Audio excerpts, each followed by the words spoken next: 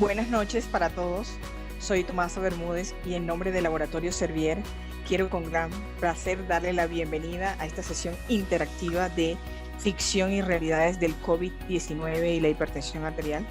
con el honor de tener con nosotros a dos muy conocidos expertos en el tema, el doctor Javier Moreno, internista cardiólogo, ecocardiografista, presidente del capítulo de hipertensión de la Sociedad Colombiana de Cardiología y Cirugía Cardiovascular. Desarrolla actualmente su actividad en la Clínica Reina Sofía, director de la Clínica Cardio-Oncología del Hospital Universitario Nacional de Colombia de la Universidad Nacional y es miembro actualmente de la Liga Colombiana contra el Infarto y la Hipertensión. Y el doctor Luis Moya, quien es internista y cardiólogo intervencionista, es presidente de la Sociedad Colombiana de Cardiología y Cirugía Cardiovascular y presidente actual de la Liga Colombiana contra el Infarto y la Hipertensión. Le cedo mi palabra al doctor Javier Moreno. Bueno, muy buenas noches a todos. Es un placer estar nuevamente con todos ustedes compartiendo estas nuevas sesiones. Es un placer estar con mi profesor, doctor Luis Moya, quien siempre nos ha acompañado y ha refundado nuestro capítulo de hipertensión y le hemos logrado dar un nuevo empuje a esta situación clínica tan importante y tan relevante para el día de hoy. Y queremos, en el contexto del Día Mundial de la Hipertensión Arterial, que como todos ustedes saben se celebró el día de ayer, 17 de mayo, como todos los 17 de mayo de cada año, darle un poco de relevancia y de preponderancia a este tema, sobre todo en estos tiempos de pandemia en donde todo el mundo anda alborotado y corriendo con la literatura y con la evidencia que de manera acelerada y diría yo desproporcionada estamos recibiendo hoy a cada hora, cada minuto, casi que con información diferente y nueva. Seguramente muchas de las cosas que vamos a tocar aquí para la mayoría de ustedes, nuestros colegas de la sociedad, están muy claras y vamos a tratar de hacer un repaso, pero nos acompañan hoy un grupo importante también de médicos generales con quienes queremos clarificar un poco los conceptos para tratar de estandarizar un poco los lineamientos y poder continuar con las terapias relacionadas con hipertensión arterial en esta época de pandemia por coronavirus y su enfermedad, la COVID-19. Entonces vamos a dar un inicio nuevamente agradeciendo el apoyo de la Sociedad Colombiana de Cardiología y de todos ustedes por asistir a esta conferencia, el apoyo también del Laboratorio Servier para que estos canales puedan ser posibles y que podamos llegar a toda la comunidad médica, y a mi profesor y mentor, el doctor Luis Moya, un agradecimiento por acompañarme en esta sesión. Vamos a iniciar aquí a compartir mi pantalla y vamos a iniciar entonces la presentación.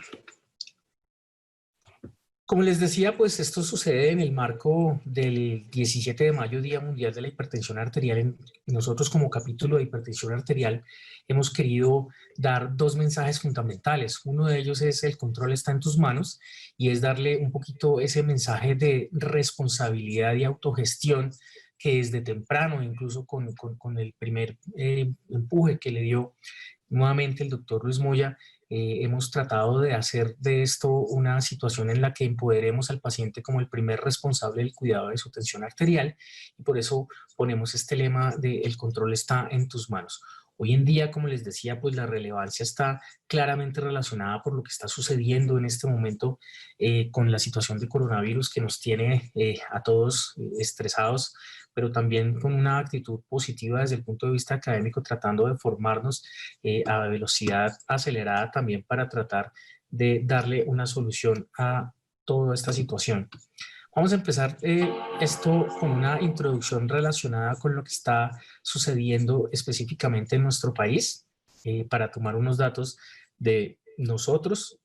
y estos son los datos del día de ayer. Los de hoy, pues por temas de tiempo y como el informe del Ministerio del Instituto salió hace pocas horas,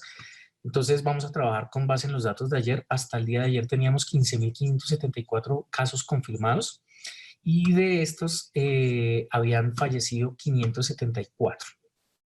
Estos son los datos de los 574 con respecto a las comorbilidades de estos pacientes que han fallecido. Y lo más importante es esto, y esto es pues lo que nos tiene aquí conversando, y esto es lo que hace que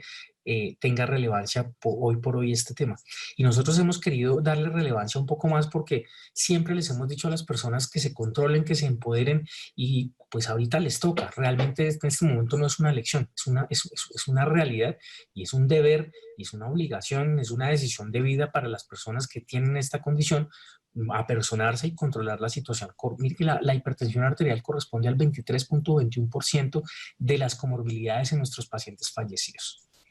La más grande, la más impactante. Y con respecto a la edad, estos son los grupos de pacientes que han tenido una mayor mortalidad. Eso es una cosa que yo quisiera para más adelante abrir una discusión, y de hecho la vamos a abrir, porque hay algunos estudios y algunos artículos que claramente han tratado de correlacionar esta situación y dicen, bueno, la situación es la hipertensión arterial porque pues tenemos este porcentaje, pero resulta que este porcentaje está en el marco y en el contexto de estos pacientes que están en este grupo etario, y pues los pacientes de este grupo etario son los que por naturaleza tienen hipertensión arterial. Entonces han dicho algunos estudios, bueno, ¿es la hipertensión o es la edad? Pero definitivamente hay unos fenómenos fisiopatológicos que seguramente la mayoría de ustedes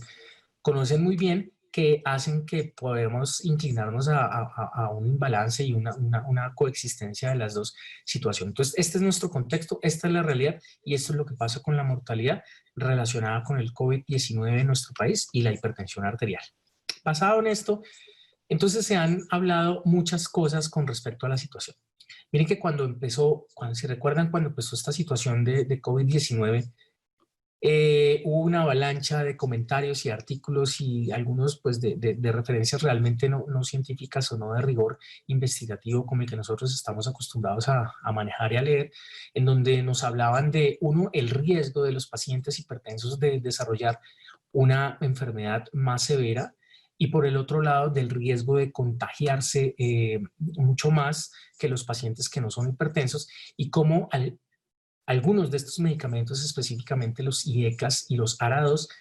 eran situaciones que se estaban asociando con una alta mortalidad, y entonces todo el mundo empezó a dar esa información, medios de comunicación, algunas revistas que nos empezaban a tratar de torpedear un poquito el manejo, y muchos pacientes empezaron a suspender las terapias relacionadas con estos informes. Rápidamente todas las sociedades científicas empezaron a emitir unos comunicados, pero vamos a tratar de darle un poquito de contexto a esta situación. Nosotros en el capítulo de hipertensión hicimos este artículo donde revisamos un poco esto que estoy hablándoles, y queríamos ver entonces, hacer como un resumen de lo que estaba sucediendo y qué aprendizajes nos estaba dejando esta situación de pandemia del COVID-19. Y claramente pues sabemos que desde hace varios años, miren que hay artículos publicados desde el 2005 y desde el 2008 con respecto a las pandemias anteriores de SARS y de MERS, en donde ya se había documentado una relación importante entre la ECA2 como la puerta de entrada, como ese punto sobre el cual las spikes del SARS-CoV-2, del coronavirus, se fijaba para poder entrar y atravesar la membrana celular y de esta manera empezar a ejercer su acción patógena. Pero por otro lado, también desde el 2005 se había visto cómo esta misma nivel aumentado de la ECA2 podría llegar a tener un efecto protector sobre el avance de la noxa que producía el virus y las lesiones secundarias y relacionadas con este compromiso pulmonar. Ellos hicieron en este estudio primero unos experimentos en ratones en donde los infectaban, luego les hacían unas mediciones y les inyectaban también angiotensina 2 exógena, y empezaban a ver cómo había un cambio en regulación y cómo a los ratones a los que se les administraban tenían un curso clínico menos favorable, se recuperaban más o no tenían un curso clínico tan dramático como los otros, y desde allí empezaron a darse cuenta que estos niveles aumentados de ECA2 tenían un factor protector importante. Y entonces se plantea una dualidad, que es lo que nos tenía en este momento, en esos momentos, en este embrollo. ¿Cómo es que tener ECA2 es por un lado malo, porque es el punto de entrada de los spike del virus para invadir la célula, pero también es un punto protector? La siguiente imagen nos va a mostrar un poquito, voy a tratar con esta imagen de tratar de explicar un poco de esto. Entonces, como sabemos que los pacientes hipertensos tienen una regulación a la alta de la ECA2 y que si además estos pacientes están tomando un inhibidor de la enzima convertidora de angiotensina 1 ARA2, hay un efecto contrarregulatorio que hace que se aumenten los niveles circulantes de esa ECA2 y entonces esto hace que el virus tenga una mayor facilidad de entrar a la célula y generar una infección y eso hace que sea un poco más virulento. Pero ese es el mecanismo de entrada. Pero por otro lado, sabemos que esta angiotensina 1, que por medio de la ECA se vuelve angiotensina 2 y que es una molécula absolutamente proinflamatoria y que tiene unos fenómenos que ya todos sabemos endoteliales, que producen trombosis, que producen fenómenos de vasoconstricción, fenómenos de hipercoagulabilidad e inflamación, y que por eso es que la tratamos y ya sabemos que tenemos que, ese es nuestro foco convencional en el paciente hipertenso, tiene un bemol y es que la ECA2 actúa sobre esa angiotensina 2 convirtiéndola en angiotensina 1,7, que tiene unos mecanismos absolutamente opuestos, antiinflamatorios, antitrombóticos y benéficos. Entonces, esto es lo que hace que los pacientes que tengan además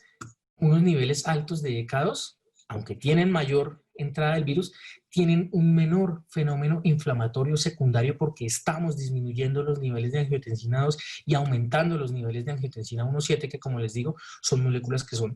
es una molécula que tiene principalmente fenómenos antiinflamatorios. Entonces aquí es un esquema un poquito resumido porque realmente cuando nosotros lo leemos y cuando lo exploramos tiende a ser un poco complejo. Al comienzo realmente no es tan fácil de entender y de digerir, pero es lo que vamos entendiendo y lo que hemos ido aprendiendo. Y a raíz de eso entonces están las dos comunicaciones que se han tenido que generar. Ahora por otro lado, en abril de este año, JAMA también publica un esquema que me parece muy interesante, en donde tratábamos de ver los cursos clínicos dependiendo de los perfiles inflamatorios que tenían los pacientes que tenían infección por SARS-CoV-2. Y veíamos dos patrones claros. Entonces, por un lado está el paciente mayor con enfermedad cardiovascular, en el que, como sabemos, hay unos bajos niveles de angiotensina 2, porque sabemos que con el aumento de la edad hay una relación inversa con los niveles de ECA2, o sea, mayor edad, menor nivel de angiotensina y entonces hay una alta señal de angiotensina. Y por el otro lado, los pacientes jóvenes sin enfermedad cardiovascular tienen un alto nivel de ECA2 con bajos niveles de angiotensina 2. Entonces, tenemos por un lado, y como lo vemos en las estadísticas, los pacientes mayores son los pacientes que tienen un curso clínico menos favorable, pero no necesariamente son los que más se infectan.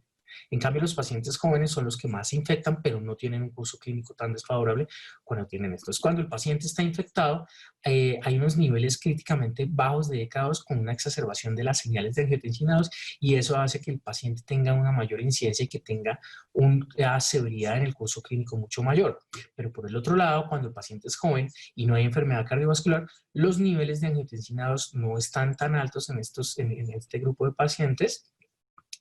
Hay también una angiotensina 2 y unas señales de angiotensina 2 que tienen sus particularidades en este grupo, pero que al tener mayor nivel de angiotensina 2, porque como les decía hay una relación inversa con respecto a la edad, entonces estos son menos jóvenes,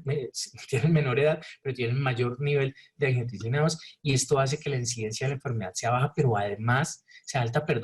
pero que además tengan un curso clínico menos favorable. Entonces ahí está un poquito explicando ese balance en cuanto a la edad y en cuanto a los niveles de ECA2. Claro, es lo que estamos viendo y es exactamente lo que estamos viendo en las estadísticas y en las gráficas de los que nos presentan día a día. Entonces, como conclusión de lo anterior, vemos que definitivamente hay una relación entre la hipertensión arterial y mortalidad, pero también en morbilidad con respecto al curso clínico de la enfermedad y también el pronóstico. Entonces, aquí es donde empezamos a tratar de redondear la idea, empezamos a ver que la hipertensión, si bien es un factor de riesgo, también es muy importante que si conocemos el enemigo y que si conocemos que la hipertensión tiene este factor, es un factor de riesgo tan claro, pues mayor relevancia y mayor importancia tenemos que dar en este momento a nuestro tratamiento. Entonces, ¿qué hemos aprendido con respecto a este punto en específico? Que una disminución en la expresión de la ECA2 disminuye el riesgo de infección por la situación que antes habíamos explicado de la puerta de entrada de la membrana celular y la invasión celular. Y que usa la ECA2 para su entrada celular,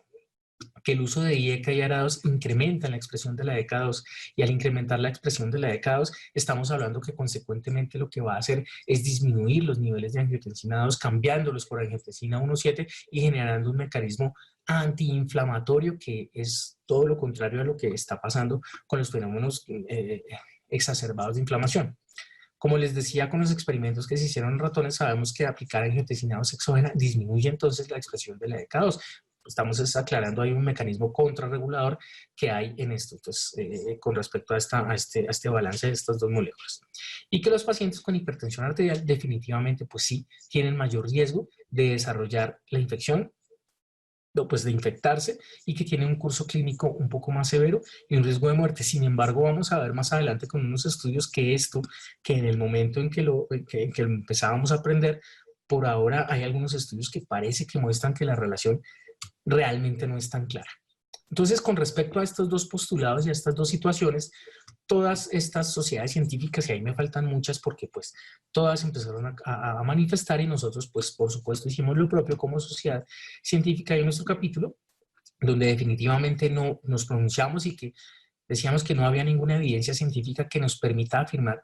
que ni los ECAs, ni ECAs, ni los ARA2 empeoren el pronóstico de la enfermedad. Por lo tanto, en este momento eso era una situación especulativa y que no se podía validar con ningún tipo de escenario clínico real de perfil investigativo. Que no había evidencia científica que nos permita afirmar que el consumo de estas moléculas tampoco proteja o que favorezca, por otro lado, la invasión por este germen. No podíamos afirmar estas cosas, y que ante la evidencia actual lo que queríamos era recalcar que nuestros pacientes hipertensos se preocuparan por mantener un control adecuado del manejo de la hipertensión y de todos los factores de riesgo asociados. Es decir, que teníamos que seguir en la lucha con los mismos lineamientos y con los mismos protocolos que las guías de todo lado nos han mencionado y que por ahora no han cambiado. Entonces eso era lo que teníamos claro hasta ese momento, y luego con el paso del tiempo de la pandemia vamos a ir viendo cómo la evidencia nos ha ido aclarando un poquito esta situación. Este es uno de los primeros estudios que salió publicado en esta revista al comienzo de abril. Es un estudio que incluyó inicialmente 400 pacientes, y de esos 400 pacientes, 42 eran pacientes hipertensos y que fueron clasificados para ingresar, y lo que trataron fue de comparar qué pasaba con los pacientes con respecto a los que tomaban IECA ARA2 y comparado con los que no lo tomaban. Y a mí me pareció importante, lo que pasa es que no tenemos un número importante de pacientes, pero pues sabemos que en este momento los temas de los estudios que nos gustan con el número de pacientes para que sea relevante, pues no lo estamos teniendo al inicio, pero ya ahora sí en este momento tenemos unos volúmenes mucho más grandes que nos permiten concluir algunas cosas adicionales, pero me pareció algo interesante para empezar a resaltar. Lo primero es que ellos empezaban a comparar el curso clínico con respecto a un cuadro moderado, severo o la mortalidad final. Y vemos cómo, esta fue la primera que me mencionó. Claro, pues sí, son 42 pacientes, pero me llamó bastante la atención ver cómo en el grupo de IECAS y ARA2 esta tajadita verde pues no existía. Es decir, como de entrada nos estaba mostrando que en los pacientes que tomaban los medicamentos, si bien tenían un curso clínico entre moderado y severo, no tenían mortalidad, y que además el curso clínico severo o el número de pacientes que tenían un curso clínico severo era mucho menor en aquellos pacientes que estaban tomando IECAS o ARA2 versus los que no lo estaban tomando. La siguiente cosa que nos presentan es con respecto a la inmunidad humoral. Y lo miden con respecto a los niveles de interleuquina 6 y PCR, que todos medimos hoy en día en el contexto clínico. Son exámenes que casi que en la mayoría de los centros estamos pidiendo para mirar cómo está el paciente, y de acuerdo a esto muchas veces decidimos la hospitalización y el lugar en donde vamos a hospitalizar a nuestros pacientes. Entonces vemos que en los pacientes que están tomando IECAS o ARA2 tenían unos niveles más bajos de interleuquina 6 y unos niveles más bajos de PCR, lo que mostraba definitivamente que la inmunidad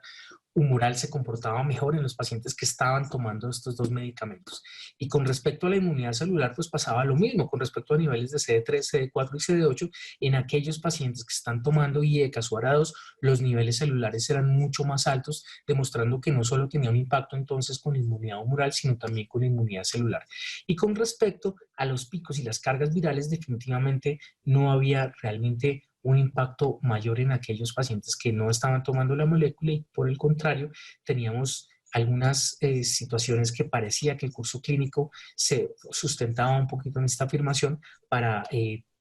postular que definitivamente no había por ahora herramientas suficientes o contundentes para decir que teníamos que suspender el uso de estos medicamentos. Este es uno más reciente, este es publicado en mayo 12. Es un estudio que ya, ahora sí ya nos empiezan a gustar los números, ya son 1.200 pacientes, y este estudio tenía como objetivo primario comparar lo que pasaba entre los pacientes que no estaban tomando IECAS contra los que sí lo estaban tomando con respecto a muerte y con respecto a admisión a las unidades de cuidado crítico para soporte de algún órgano después de los 21 días del inicio de los síntomas. Aunque la P no es significativa y no es la P que nosotros estamos acostumbrados o que nos gusta ver para tomar decisiones clínicas o para ver si hay alguna importancia en cuanto al peso y la comparación de las dos variables,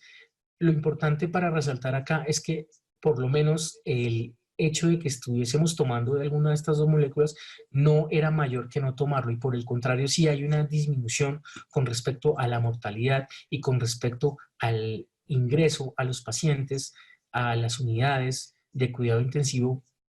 desde el punto de vista del objetivo primario de este estudio comparado con los pacientes que no lo están tomando. Es decir, que aunque no es significativo, sí podemos decir que por lo menos no es más alto el ingreso a UCI o el curso clínico en los que lo están tomando, sino que es más bajo, pero le falta algo de poder para lo que nos gusta. Entonces, es otro estudio que nos dice que definitivamente tomar los medicamentos de estas categorías farmacológicas no aumentan el riesgo y que por el contrario probablemente si esperamos a que aumente un poco la muestra se van a comportar de una manera diferente y que podríamos llegar a acercarnos a decir que son moléculas que son tienen algún factor protector con respecto a esto. Este es otro estudio también publicado en abril, abril 23 de este año. Incluyó 1.178 pacientes y aquí lo que queríamos ver era es la asociación entre el sistema renina-angiotensina-aldosterona y los inhibidores con respecto a la severidad y el riesgo de muerte de los pacientes hipertensos que eran hospitalizados por coronavirus en Wuhan. Y es un estudio pues que obviamente a lo que hicieron ellos fue tabular con respecto a los pacientes que tenían ingresados y ver qué era lo que estaba sucediendo. Entonces aquí vemos una gráfica, una tabla que nos está mostrando los IECAS comparado, los pacientes que estaban tomando IECAS comparado contra los que no lo estaban tomando y ver qué diferencia había con respecto a las condiciones de comorbilidad en los pacientes de morbilidad que eran hipertensos. Veíamos inicialmente en estas tablas que ninguna de las situaciones era significativamente estadística. Lo que podemos interpretar es que entre los dos grupos pues no había variaciones con respecto a las características y a las situaciones que estaban presentando con respecto a los cuadros severos y con respecto a los pacientes que fallecían. No había realmente ninguna asociación que nos ligara de manera fuerte a alguna de estas dos categorías. Así es de que probablemente por este lado no había ninguna cosa que nos pudiera reforzar esta situación. Y aquí este es otro estudio que también es publicado ahorita recientemente en mayo 14 del 2020, en donde nuevamente tratábamos de ver qué relación había entre la inhibición del sistema con respecto a un riesgo de requerir hospitalización con los pacientes con COVID-19. Ellos hicieron un estudio de casos y controles e hicieron un pareamiento para darle un poquito de significado estadístico en donde tomaban 10 pacientes, 10 controles por cada caso. Entonces, los casos fueron 1.139 pacientes con controles de 11.390 pacientes, es decir, es un número importante y con respecto a ellos hacían un odds ratio crudo y un odds ratio adaptado y ajustado a la relación que tenían con respecto a los dos volúmenes muestrales que tomaron. Entonces, clasifican varias cosas. Primero, empiezan a hablar del uso actual de drogas antihipertensivas y el uso actual de inhibidores del sistema renina-angiotensina-aldosterona y veíamos cómo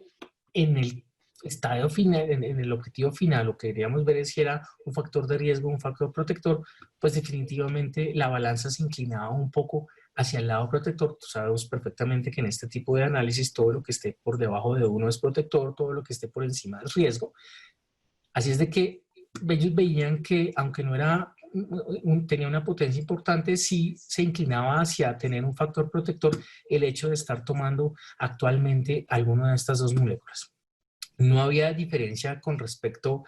a los inhibidores en cuanto a monoterapia y combinación con respecto a estos mismos objetivos. Miren que se encuentra estos parámetros por debajo de uno. Lo mismo sucede con los bloqueadores del receptor de angiotensina, tanto en monoterapia y combinación, y los inhibidores de renina directa pues no tenían esta asociación. Sí realmente mostraban que estos pacientes tenían un curso clínico o tenían una necesidad de admisión diferente con los que estaban tomando medicamentos pertenecientes al grupo de las inhibidores IECAS o los ARADs. Entonces, vemos cómo a este punto ya empezábamos a tratar de dilucidar un poquito con un peso de volumen muestral un poco más grande, cómo definitivamente estar tomando los medicamentos y quizá lo que se hace referencia también es tener controlados esos fenómenos inflamatorios y tener controlados las cifras tensionales y todo lo relacionado con la cascada normal de hipertensión arterial y sistema cardiovascular que hace que estos pacientes tengan un curso clínico favorable, es decir, tener a los pacientes con un mejor control de la tensión arterial, con los medicamentos adecuados dentro de los protocolos y las guías, seguramente se está clarificando en este momento que es un factor de protección, un factor de seguridad para el curso clínico de los pacientes. Y esto es digamos, otra tabla en donde nos están mostrando una comparación entre lo que pasaba también entre los casos más severos y los casos menos severos de este mismo grupo de pacientes y en donde pues ya empezábamos a ver cómo el uso de los inhibidores de la ECA y el uso de los ARA2 hacían que el curso clínico fuera más tuviese un número más relevante y más de protección con respecto a los pacientes que eran casos leves, es decir, que tomar el medicamento podía hacer que los pacientes se ubiquen en un cuadro clínico, en un curso clínico mucho más favorable en los pacientes que están tomando los medicamentos que en aquellos pacientes que no lo están tomando. Entonces, hasta el momento, en cuanto a esto, la evidencia nos está mostrando que definitivamente tenemos que seguir formulando y propiciando o promoviendo el uso adecuado y consecuente y riguroso y con una muy buena adherencia a los pacientes a que continúen tomando medicamentos pertenecientes a estos grupos farmacológicos, que no se ha modificado ningún parámetro en las guías de manejo. Bueno, recientemente salió una revisión, pero no correlacionada con la situación actual, que modula nuevamente y que está en consonancia con lo que hicimos nosotros en el Consenso Colombiano para el Manejo de la Hipertensión Arterial, que es una guía que les recomendamos leer, que ya por todos nuestros canales de comunicación, redes sociales, WhatsApp y por todo lado nos han inundado de eso, de esta nueva guía que salió con respecto a las cifras y manejo de hipertensión arterial, y a nosotros nos ha gustado mucho y lo hemos hablado con el doctor Moyo y con el agente del capítulo, que realmente es como un poquito un reversazo en algunas cosas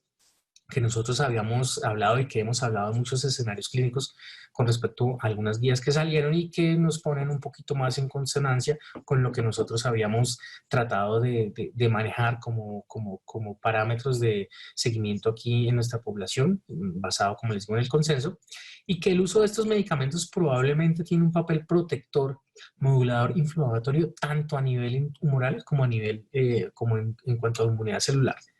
Por otro lado, sabemos que los pacientes hipertensos en la noxa crónica de la enfermedad pues tienen hipertrofia ventricular, y que esa hipertrofia ventricular sometidos a situaciones de hipoxia pues tienen un mayor riesgo de desarrollar arritmias cardíacas, y vemos que claramente la infección por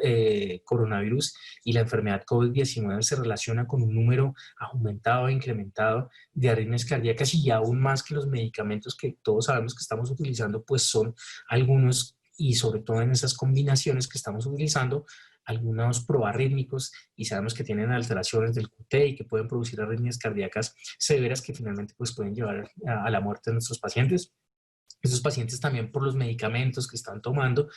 tienen alteraciones electrolíticas basales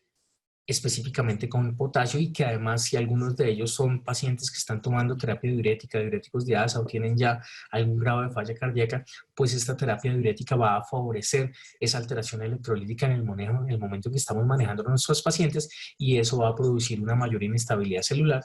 y que pues de acuerdo al contexto se debe suspender algunas terapias que el paciente esté tomando. Por ejemplo, los betabloqueadores hay que tratar de modularlos o incluso suspenderlos en algunos de estos pacientes, sobre todo pues no sobra decirlo en los pacientes pues que están en estado de choque. También los diuréticos de ASA hay que tratar de modularlos por este fenómeno de alteración electrolítica. También hay que pensar en las interacciones farmacológicas de toda la lista de los medicamentos que se están utilizando con respecto al QT. Entonces hay varias cosas que hay que tener en cuenta. Y una cosa muy importante ahorita, y es lo que hemos querido rescatar y llamar la atención entonces como capítulo, es que en este momento la hipertensión arterial tiene que tener una relevante postura de todos nosotros en cuanto al entorno ambulatorio del manejo y al seguimiento y a la importancia que se le dé a esto. Hoy por hoy estamos utilizando herramientas como la telemedicina, que tenemos que aprovechar para trasladar estas herramientas, aprovecharlas para trasladar educación a los pacientes, y sobre todo, y lo más importante, es que el paciente en este momento es quien nos tiene que ayudar como nunca antes al automonitoreo. Miren que muchas de las cosas muchas de las cosas que nos están pasando ahorita con esta pandemia no son más que nos pusieron a hacer obligatoriamente lo que tenemos que hacer. Por ejemplo, ¿cuántas veces hemos entrado al hospital y vemos el letrero que dice lávese las manos, y nos han dicho lávese las manos muchas veces, y muchas veces pasábamos por alto estas situaciones? Y algunos dicen que no, pero realmente sabemos que la mayoría a veces pasábamos por alto ese tipo de cosas. Hoy nos están diciendo es protéjase, lave las manos, tómese la atención. Son cosas que hemos dicho siempre, no es más sino en este momento aumentar esos niveles de responsabilidad y de autogestión de la enfermedad y de autocuidado con respecto a lo que estamos haciendo, no solo nosotros como médicos, sino trasladarle esta situación a los pacientes. Esta es una guía de automonitoreo de presión arterial que fue desarrollada en conjunto con la Sociedad Colombiana de Cardiología y la Fundación Colombiana del Corazón. Está disponible, es un resumen que está muy claro, muy fácil, que las personas que nos acompañan, que son médicos generales y no la conocen, pueden acceder al micrositio del capítulo de hipertensión arterial de la sociedad. Ahí lo pueden ver, está clarito lo que se debe medir, cómo lo deben hacer y cómo se debe mantener esta medición y los parámetros, porque como lo decía yo hace poco en una reunión que hicimos con los pacientes, y un ejemplo que aprendí mucho de nuestro compañero el doctor Cárdenas, la tensión arterial es una foto. Lo que nosotros tomamos en el consultorio es una foto. Necesitamos armar la película completa para tratar de tomar decisiones mucho más acertadas, mejores, y poder elegir mejor el medicamento o los medicamentos y las combinaciones que vamos a utilizar dependiendo de la severidad del manejo que tenemos que impartir a nuestros pacientes. Entonces, una herramienta fundamental, muy importante, y que en este momento se hace clave, porque el paciente nos tiene que dar en este momento los datos, porque pues no están tan conectados en este momento. Entonces, como capítulo quisimos trasladar en este momento algunos mensajes. En el primero, pues que tener una tensión controlada te hace más fuerte contra el coronavirus. Esa pues es la campaña que tratamos de hacer y trasladar a nuestros pacientes, y claramente porque dentro de los factores de riesgo para desarrollar síntomas graves, pues ya sabemos que está la hipertensión arterial, y que la mejor arma del paciente hipertenso pues es tener la tensión arterial controlada, tomar los medicamentos para que todos estos fenómenos tengan una modulación, y que por otro lado obviamente pues no tomar tus medicamentos hacen que la presión arterial no controlada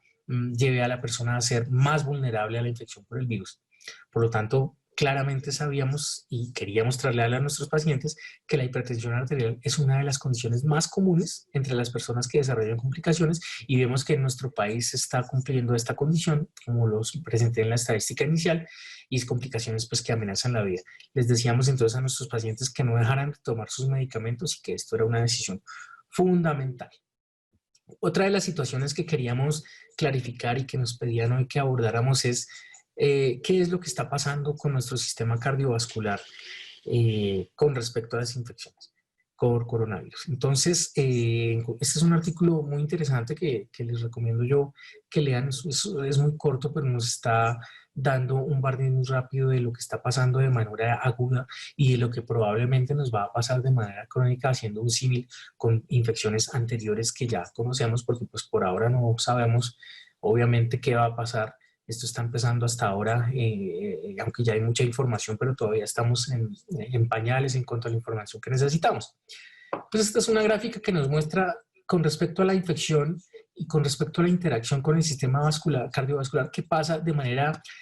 primaria, es decir, qué hace el virus por sí solo con respecto a situaciones que nos van a comprometer nuestro sistema cardiovascular. Y todos ya sabemos que son pacientes que cursan con hipotensión, con taquicardias, con arritmias, bradiarritmias o taquiarritmias, y arritmias que nos pueden poner en situación de muerte súbita, precisamente correlacionado con este incremento del intervalo QT. Y que este imbalance entonces entre la ECA2 y esta gran cascada proinflamatoria y esta tormenta de citoquinas van a hacer que pasen muchos fenómenos a nivel cardiovascular y que este es un sistema primario de lesión. Ya sabemos y todos conocemos como aquí en la enfermedad por COVID-19 hay una injuria miocárdica, hay miocarditis, y es una miocarditis importante, es una miocardia fulminante que realmente hoy por hoy sabemos que si nuestro paciente entró o con un compromiso por miocarditis, el pronóstico es fatal. Es poco realmente en este momento lo que podemos hacer por un paciente que entre en una situación de estas. Pero por otro lado, entonces están también nuestros pacientes que tienen enfermedad cardiovascular previa y qué está pasando con estos pacientes. Obviamente en esa situación que ya está comprometida, que ya tiene un reto metabólico, que ya tiene un reto fisiopatológico, el hecho de entrar en un momento infeccioso hace que esta condición se vuelva pues mucho más exigente, mucho más demandante, un aumento absoluto de la demanda metabólica con una disminución significativa de la reserva cardíaca que en la mayoría pues, de los pacientes que entran en esta situación con enfermedades pues ya está comprometida y no alcanza a compensar en muchos casos el sistema toda esta demanda y toda esta noxa adicional. Este artículo también nos muestra esta gráfica con respecto a lo que ha pasado y lo que ya sabíamos con el SARS y con el MERS, que son situaciones que probablemente se van a presentar y de hecho sabemos que se están presentando con pacientes que tienen infección con el SARS-CoV-2, que es el que nos tiene hoy en esta situación. Y como les decía, pues claramente una injuria miocárdica importante y situaciones, aquí están los porcentajes, que el porcentaje de pacientes que entran en injuria miocárdica aguda del 7%, shock del 8% y arritmias, que es la más importante y la que más estamos viendo en estos pacientes del 16.7%. Entonces, es una cosa fundamental para tener en cuenta y para prepararnos sobre todo para manejar y para tener las herramientas terapéuticas de seguimiento y de control que necesitamos para esto. Y este artículo nos habla también de una cosa bien importante para tener en cuenta, no solo en cuanto a lo agudo, que es lo que estamos viendo en este lado, sino en cuanto a lo crónico. ¿Qué es lo que tenemos que esperar con los pacientes que se han recuperado? Esto no es que el paciente salió del asunto y bueno, algunos puede que no tengan ninguna secuela, aquellos pacientes que fueron asintomáticos o aquellos pacientes que tuvieron un curso clínico más favorable. Pero en una analogía que ellos hacen con la neumonía adquirida en la comunidad y el compromiso de algunos virus, saben ellos que con respecto a las infecciones de SARS y de MERS, que hay un incremento de riesgo cardiovascular hasta por 10 años en los pacientes que tuvieron este tipo de infecciones, mediado principalmente por una respuesta inflamatoria sistémica importante que ya sabemos y que conocemos y hoy por hoy ya sabemos que estamos enfrentados a una situación absolutamente proinflamatoria, pero que también hay un estado procoagulante y que ese estado procoagulante se puede mantener y que se va a perpetuar y que a futuro, si hay además un contexto cardiovascular de riesgo, pues peor va a ser la consecuencia y peor va a ser el daño y que nos va a acompañar por mucho tiempo y en algunos pacientes quizá no se va a recuperar. Y por otro lado, que también estos pacientes tienen una alteración del metabolismo lipídico hasta por 12 años. Y pues claramente todos sabemos en este contexto que una alteración del contexto lipídico pues es una cuota inicial y es un ingrediente importantísimo, como claramente lo sabemos para desarrollar enfermedades cardiovasculares. Entonces tenemos un escenario agudo y un escenario crónico para el que nos tenemos que preparar y saber cómo nos vamos a enfrentar y cómo vamos a enfocar el abordaje clínico de nuestros pacientes. Esta situación crónica es bien importante para tener en cuenta y aquí está, quise dejar para el final este segundo lema de nuestra campaña como capítulo, que era: tú estás en cuarentena, pero tus enfermedades no. Muchos pacientes han perdido el contacto con sus médicos tratantes, con sus centros de atención y pues es natural que todo el mundo en este momento está con miedo, pánico de salir, pero hay que tener un balance adecuado entre eso. Lo que hacíamos con las infografías y con algunas actividades que hicimos con pacientes con un éxito realmente importante, una actividad bien interesante que hicimos. Queríamos decirle eso: tú estás en la casa, tú estás encerrado, pero entonces no significa que la hipertensión, la diabetes, la dislipidemia y todos estos factores de riesgo entren en pausa. No, usted está en cuarentena, pero su enfermedad sigue, luego usted tiene que seguir tomándose sus medicamentos, tiene que seguir optimizando su dieta, tiene que tratar de seguir haciendo ejercicio, tiene que tratar de mejorar su condición cardiovascular y tiene que mantener el contacto con sus médicos. Les decíamos en alguna campaña que hicimos y en algún acercamiento con un número muy importante de pacientes, que la mayoría de los centros de salud en este momento realmente están muy juiciosos. Todos nosotros estamos muy juiciosos, estamos alineados y tratando de buscar los caminos para que los pacientes lleguen.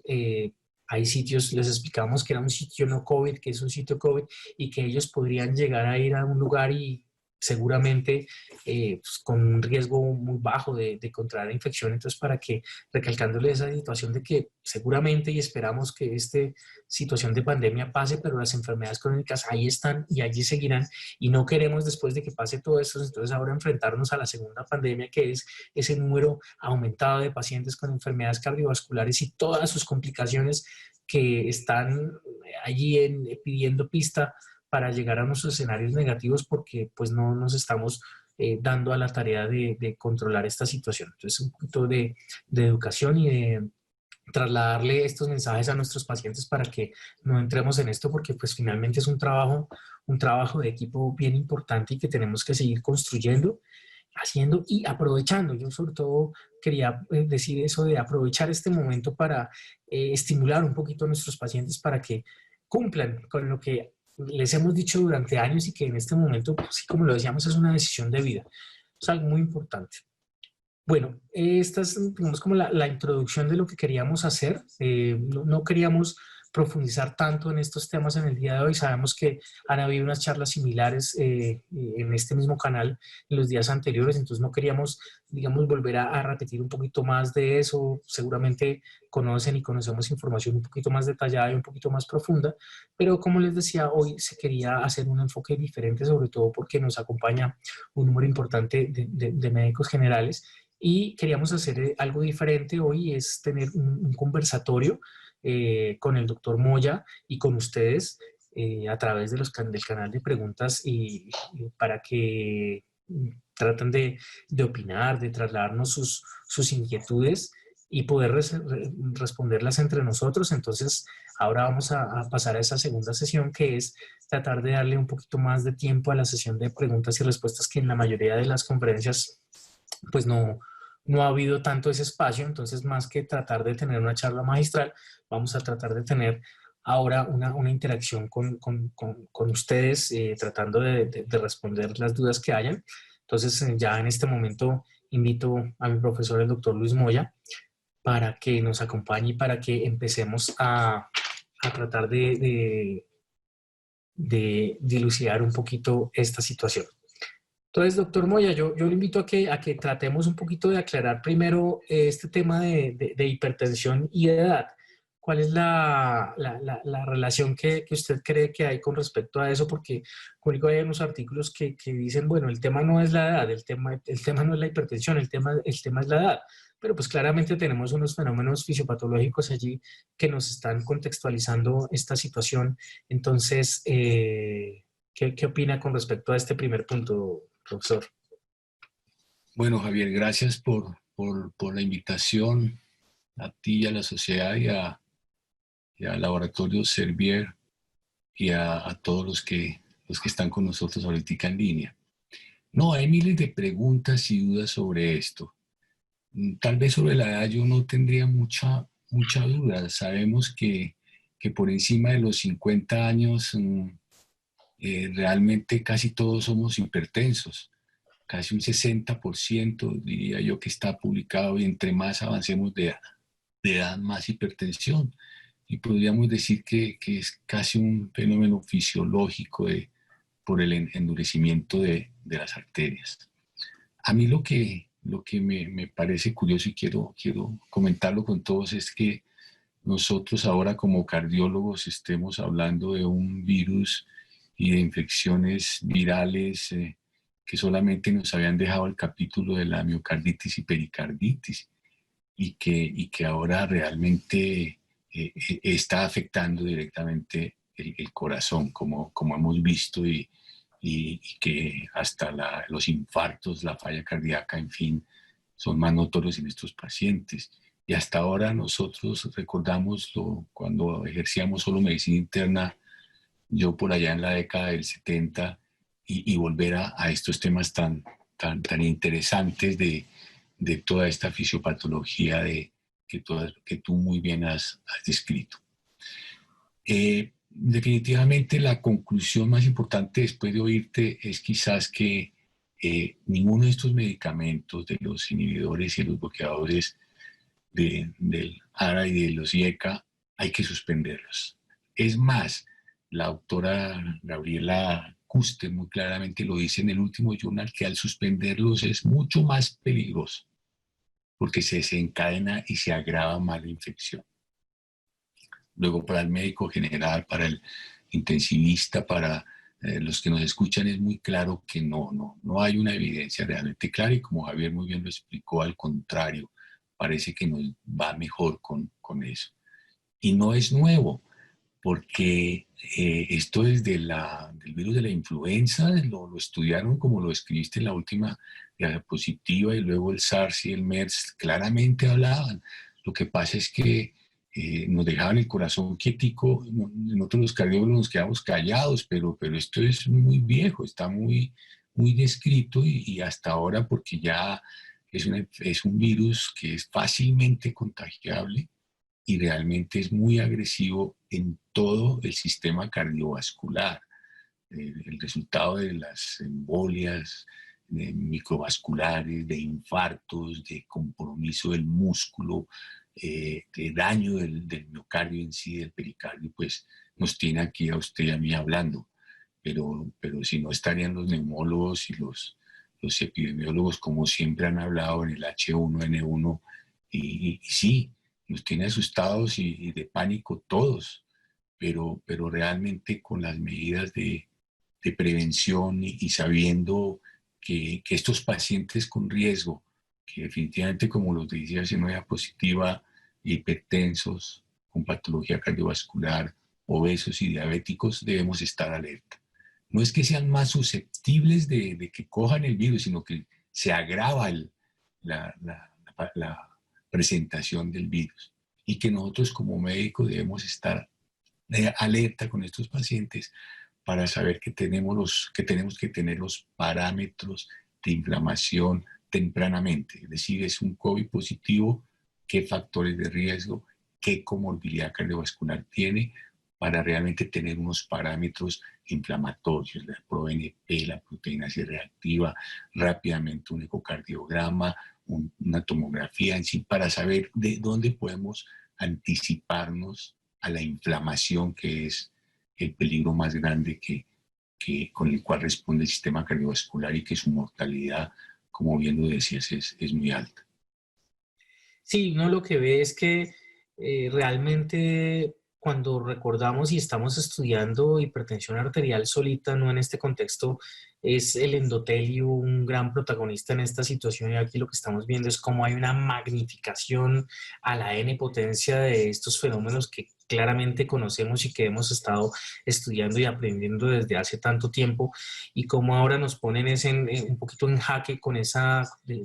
magnificación, y no tenemos cómo frenarlo, pero por otro lado entonces entendemos por qué con mayor razón ahorita tener unos parámetros de seguimiento y de control adecuados pues se nos hacen fundamentales, y las herramientas, como lo dice el profesor, están desde hace mucho tiempo, tanto y el conocimiento fisiológico patológicos desde hace mucho tiempo, pero ahorita nos ponen pues a pedalearle fuerte a la situación y tratar de darle un poquito más de contexto a la importancia del uso y el seguimiento de estos fenómenos fisiopatológicos. Y con respecto a esto... Mira, Javier, yo quisiera poner la diapositiva, la segunda diapositiva que tú tienes ahí, esta, para ver cómo realmente, cómo hay varios mecanismos para que el corazón se nos enferme. Uno directamente por el virus que afecta el corazón. El segundo por la hipoxemia, que la carga y función pulmonar está deprimida y lógicamente el corazón, si ya está con una patología, pues no va a responder y va a entrar en falla. El tercer mecanismo, la inflamación, que realmente está todo el sistema inflamado, lo que tú hablabas, el endotelio, la activación plaquetaria, todo nos lleva hasta una placa ateromatosa a poderla desencadenar y dar un infarto. Lo que bien explicaste del sistema de la angiotensina y hasta las mismas catecolaminas tan disparadas que están en un sistema de inflamado sistémico, cómo perturban el corazón. En esta lámina me parece muy interesante, es del Journal de la Sociedad Europea de hace 4 días, que realmente resume cómo realmente, por qué explica que el corazón nos esté fallando tanto y por qué su gran mortalidad cuando existe este factor de riesgo cardiovascular, hipertensión y diabetes. Bueno, doctor, con respecto, pasando a otra pregunta muy importante que hace aquí alguna de las personas que nos acompaña, es con respecto a si la protección es solamente mediada por los IECAS o ORA2. Pregunta, ¿qué pasa con el resto de los antihipertensivos? Entonces, ¿no son importantes? Tenemos que entonces, con respecto a esta información, cambiar a todos los pacientes a IECAS o ARAS. ¿Qué opina con respecto a esta inquietud que me parece importante? No, lo importante es controlar bien la hipertensión arterial. La base del tratamiento para la hipertensión y los beneficios que tenemos con esta familia de los IECA y los ARA2, sabemos la importancia. Dentro de nuestro esquema de tratamiento, un alto porcentaje de pacientes lo tenemos con ellos. Pero si la hipertensión está bien controladita, bien estable, así sea con un calcioantagonista o sea con la combinación ideal que tenga cada paciente, yo creo que no vamos a aumentar en este momento el sistema inflamatorio, ponerle una droga nueva si su presión arterial está estable. El mensaje más importante es: no hay que suspender estos medicamentos, hay que mantener estable, y no, hay trabajos inclusive que están inyectando, no sé si lo comentaste, de la angiotensina, ¿no? Sí, sí, hay trabajos con eso, señor. Pero no, yo diría, nosotros estamos hablando teóricamente porque la experiencia ha sido poca en nuestro medio, pero los europeos muy bien, no, quietos, si el paciente está estable, controlar todas las medidas antiinflamatorias y no ponernos a improvisar, a quitar o aumentar o agregar otro medicamento. No sé qué opinas. Sí, es que habían unos artículos también que yo había encontrado revisando, leyendo sobre esto, en donde incluso había una editorial que hablaba de los calcioantagonistas y que estos calcioantagonistas también pueden tener un fenómeno similar, pero yo pienso lo mismo que usted. Yo pienso que aquí el mensaje es, y lo decíamos ahí en la presentación y lo dijimos como comunicado del capítulo, es no se está cambiando ningún lineamiento con respecto al contexto del manejo de hipertensión arterial. Hay que manejar al paciente como lo estamos manejando, de acuerdo a las guías, y de todas maneras, con respecto a lo que hay en los artículos, yo lo que veo no es un mensaje de cambie a todo el mundo a estos medicamentos, sino más bien es un mensaje de no los quite, déjelos que tienen su beneficio y hay que usarlos en quien corresponda a utilizarlos. Digamos que no hay un artículo que nos haya dado una evidencia contundente como para decir, sí, mire, a todo el mundo con esto dele losartán o dele enalapril o unieca o perindopril o valsartán o lo que sea, porque lo protege. No, no lo hay. Realmente la evidencia lo que nos está orientando es a decir, no lo quite. Es lo más importante. Y lo que usted dice, o sea, lo que estamos es tratando de llevar pacientes o que, digamos, desde el punto de vista de la prevención, si se quiere entender desde ese punto de vista, de los pacientes, o sea, si usted es hipertenso y está controlado, pues, y si lo coge controlado, pues le va mejor que si lo coge con su enfermedad disparada y con todos sus fenómenos inflamatorios, pues, allí a flor de piel. Es como más el mensaje que uno ve de los artículos. Bueno, aquí hay una persona que nos pregunta con respecto a los arados, uso de arados asociados a diuréticos ahorradores de potasio. ¿Tienen el mismo efecto que los IECAS? Y en cuanto a la cascada inflamatoria, ¿qué diferencia hay entre usar un arado y un ahorrador de potasio que usar un IECA? Tú lo dijiste, ¿no? En la, en la charla que diste, y hay estudios que han comparado el IECA solo versus el ARA2, si realmente son más pro COVID o menos, o protección o no protección. Realmente van a igual. En la lámina que creo que mostraste van semejante a los pacientes que realmente no tienen otra medicación, su correlación como morbimortalidad es igual. Muy bien. Hay una cosa muy importante con respecto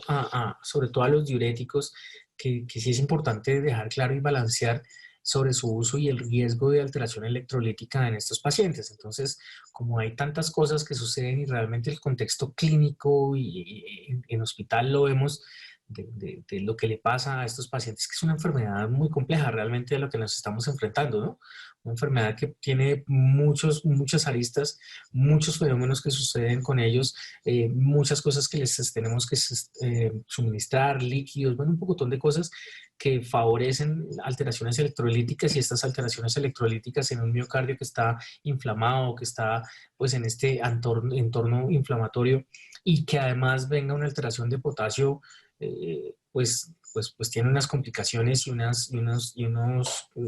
digamos, unas consecuencias que pueden llegar, como lo sabemos, a ser mortales. Entonces, hay que tener un balance importante con el uso de los diuréticos, sobre todo los diuréticos de ASA, y modular el uso, de pronto obviamente, por eso el fin de esta charla, y a nuestros colegas cardiólogos que seguramente conocen esto y obvio que tienen un conocimiento muy profundo y detallado de esta situación, pero sí vale la pena clarificar esto en el contexto de estos hospitales donde no hay un cardiólogo y que el manejo lo va a llevar a cabo es el médico general, y que en este momento el médico general tiene que comportarse como cardiólogo, como neumólogo, como reumatólogo, como endocrinólogo, y que esa es la realidad de esta situación a la que nos estamos enfrentando. Pues hay que clarificar muy bien este tipo de cosas y no dejarlas pasar. Seguramente para nosotros, internistas, cardiólogos, nefrólogos, pues como dicen coloquialmente, será algo de bola a bola, pero en nuestros colegas de medicina general que de pronto no tienen un contacto tan frecuente y que ahora les tocó rápidamente colaborar en el terreno de la especialidad médica, tener estos conceptos claros es importante, y sobre todo en estos pacientes que están con estos múltiples medicamentos, un balance, ¿no? Mantener un balance entre estas situaciones es fundamental para el curso clínico. Nos preguntan que si creemos que la misma explicación del fenómeno de tos en los IECAS podría interpretarse como un fenómeno proinflamatorio, y que esto podría como tomarse como un punto de alarma para que haya un fenómeno inflamatorio mucho más importante, y que haya una tormenta de citoquinas mayor. Es decir, si la tos es inflamación por el IECA, entonces si el curso clínico es favorable. De pronto no... No, muy interesante la pregunta, sí, y puede tener razón. Mire, nosotros estamos saliendo de una ignorancia tremenda y estamos aprendiendo todos, pero esta relación con el COVID-19 se explicó desde la influenza. Es más, se dice que desde la neumonía, la infección española, la peste española, y puede tener razón, sí. Hay mucha explicación sobre este fenómeno. El problema es que estos receptores ya no miran solamente el pulmón, sino todo el sistema. Recordemos que hay una angiotensina que va circulando y otras tisulares. Luego puede ser, es un llamado de atención a aquel paciente que reacciona en un porcentaje bajo con los IECA, con tos, puede ser una sensibilidad mayor a afección pulmonar. Puede ser cierto eso, y muy interesante la pregunta. Sí, no, todos sabemos que la tos pues tiene un fenómeno relacionado con bradykininas y bueno, podría ser. La verdad es que yo pienso que no hay, digamos, una contundente evidencia para poder dar una afirmación a esto, pero en el terreno de protocolos de investigación podría ser una cosa interesante. No me atrevería yo a decir categóricamente que hay una relación directa. Doctor, aquí hay una pregunta muy importante que ya nuestros colegas de falla cardíaca han clarificado, pero pues sale aquí y me parece que vale la pena volverla a recalcar, y es el uso de estos medicamentos que usamos ahora en falla cardíaca como el sacubitril o valsartán en este contexto clínico, si los debemos continuar, si los debemos suspender o cómo enfocar el manejo en los pacientes que vienen recibiendo este tipo de medicamentos. No, yo pienso que tratamos de estabilizar del paciente que está estable, así sea con lo que sea, debemos mantenerlo estable y ver que su problema inflamatorio no aumente para que el corazón, como vemos en esta lámina que están viendo ahí, se vea afectado por todos esos mecanismos que está. Si el paciente en falla cardíaca con este tratamiento dual está estable, quieticos, yo pienso que es lo que nosotros como cardiólogos deberíamos aconsejar. No empecemos a torear, evitar más bien lo que nos aumente la inflamación, los diuréticos, con varios interrogantes sobre otras drogas, los antipalúdicos o los antivirales que sí afectan directamente el corazón. En ellos tener cuidado por sus arritmias, por sus bloqueos. Ese sería el consejo que uno puede dar. Y en una actividad anterior y en unas láminas también que nos presentaron nuestros colegas del capítulo de falla cardíaca, ellos hicieron una exposición interesantísima, muy bonita, en donde pues los mismos argumentos que presentamos aquí en esta revisión, en el artículo que escribimos en el capítulo,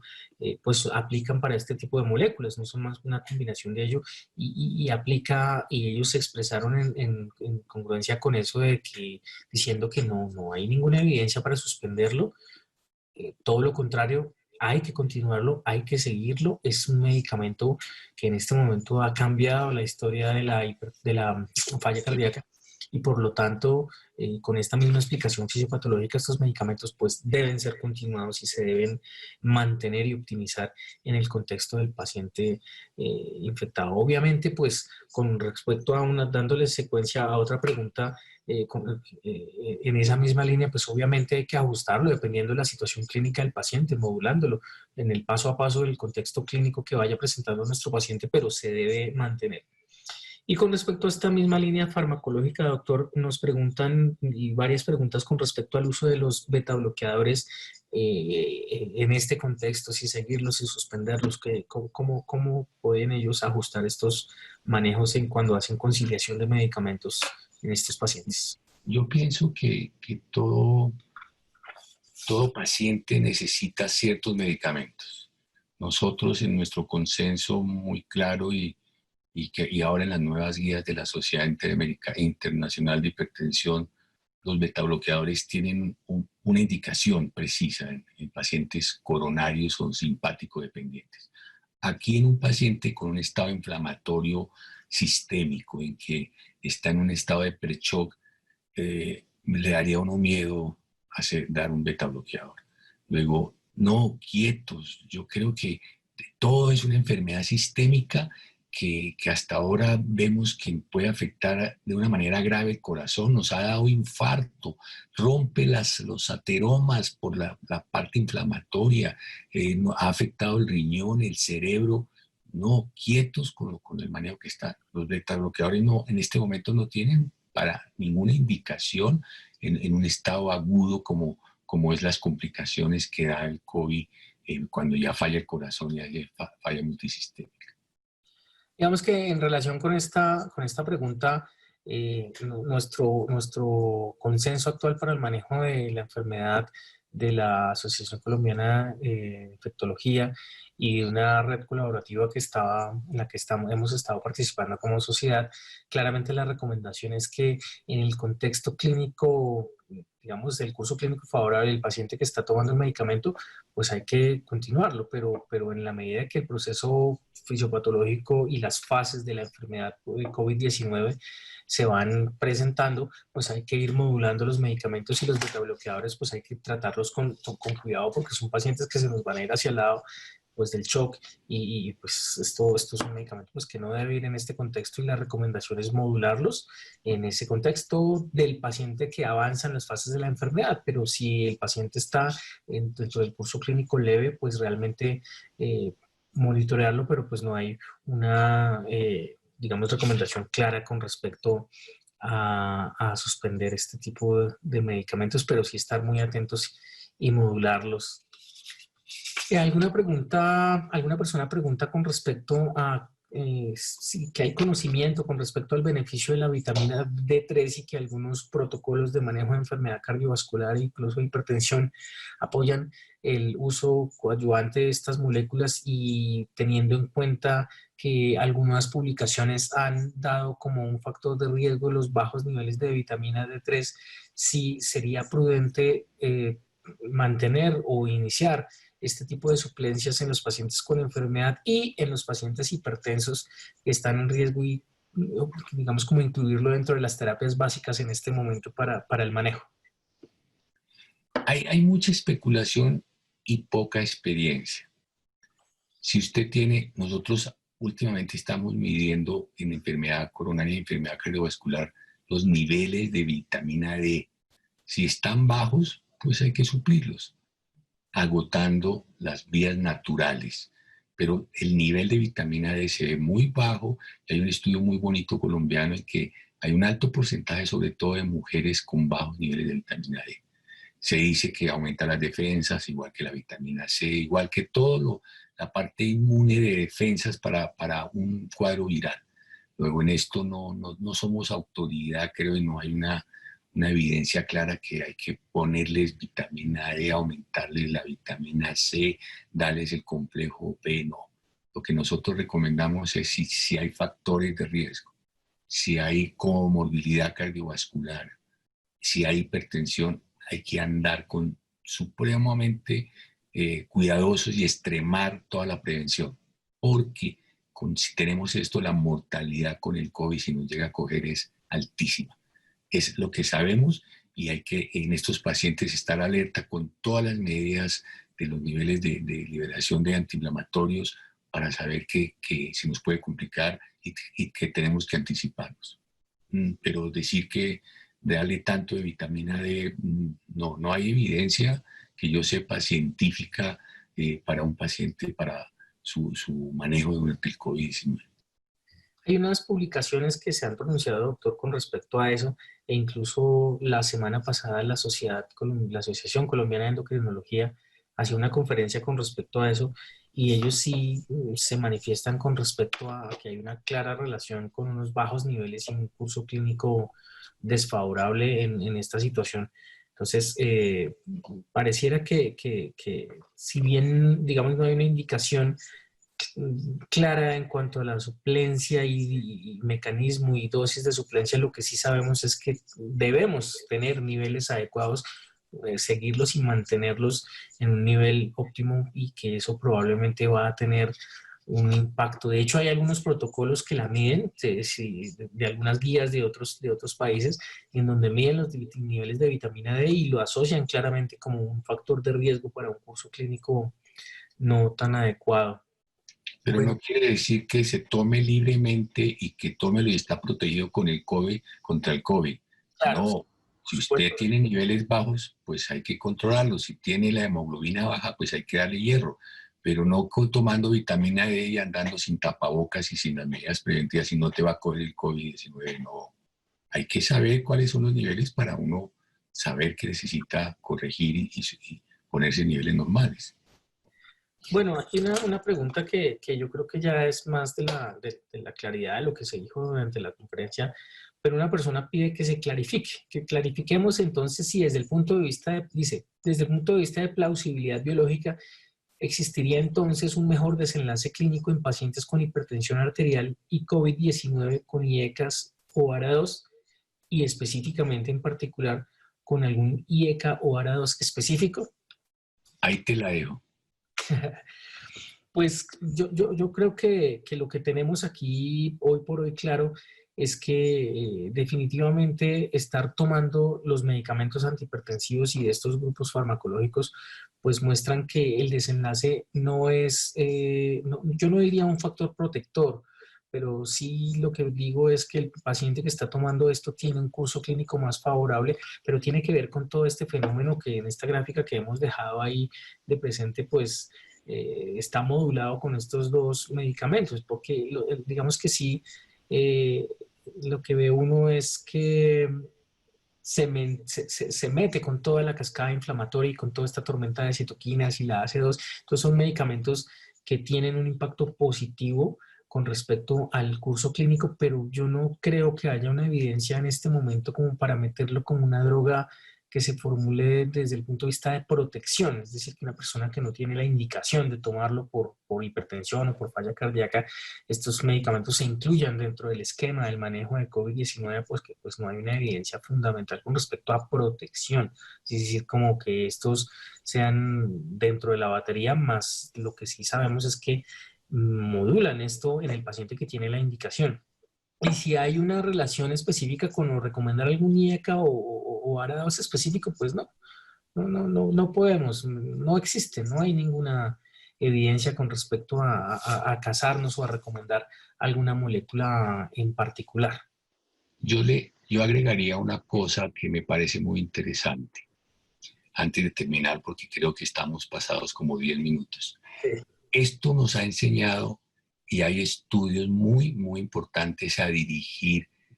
a bloquear esos receptores de ECA2 con medicamentos, haciendo anticuerpos para que los receptores bloqueen ese amor que tiene el COVID-19 sobre los receptores del ECA2. Eso es una cosa interesante. Los japoneses han propuesto y están desarrollando,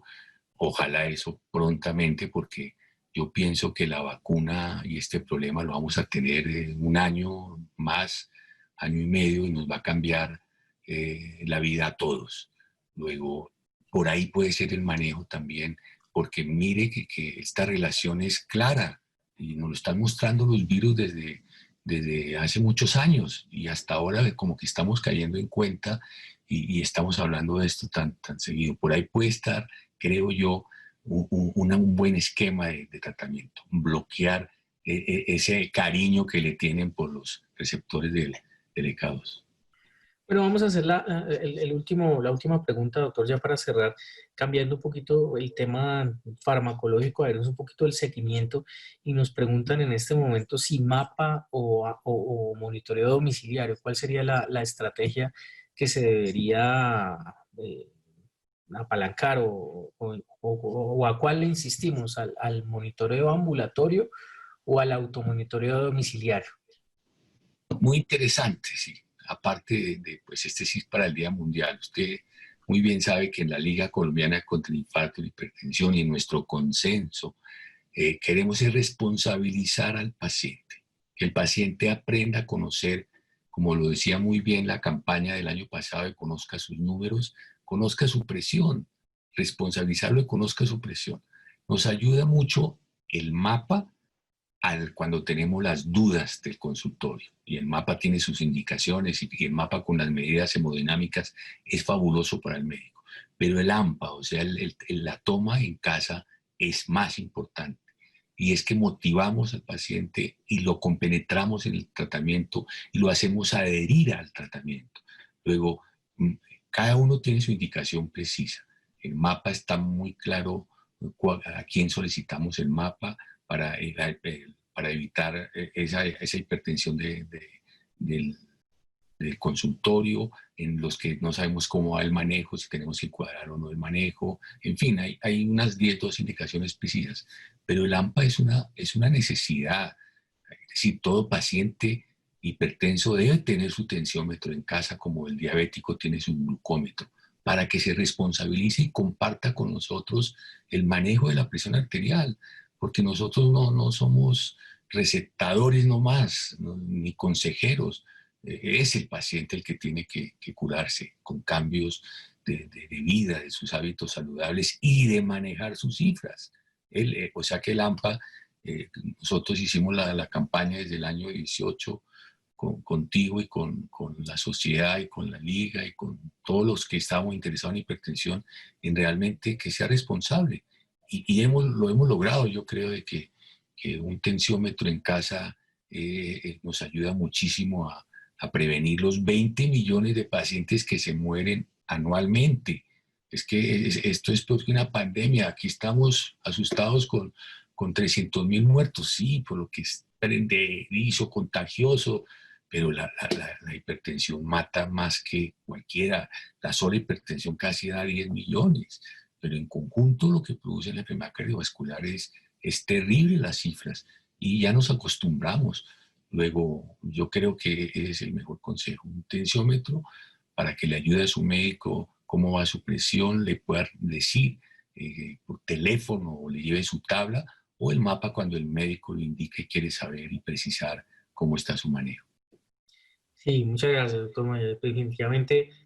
por eso fue que lo pusimos también en las infografías de la campaña que hicimos ahorita para recordar el Día Mundial de la Hipertensión. Y es como usted lo dice, el AMPA, el automonitoreo domiciliario tiene esa ventaja y esa capacidad de generar conciencia, responsabilidad, autocuidado y adherencia. Al final, adherencia. Usted lo dice la glucometría o la báscula, el que se pesa, hombre, voy bien, me subí, me bajé. Eso es una cosa que genera adherencia y eso es una grandísima ventaja y por eso fue el escogido para la campaña, porque en este momento pues el paciente tiene un papel de liderazgo importante y fundamental. Bueno, doctor Moya, muchísimas gracias. Ya creo que hemos cumplido un poquito con el objetivo que era clarificar esos conceptos con respecto a los tratamientos, a la continuación y la importancia de la continuación de los medicamentos, a la importancia de mantener un control adecuado de las cifras de tensión arterial y al abordaje un poquito en contexto a la luz de los estudios que tenemos y que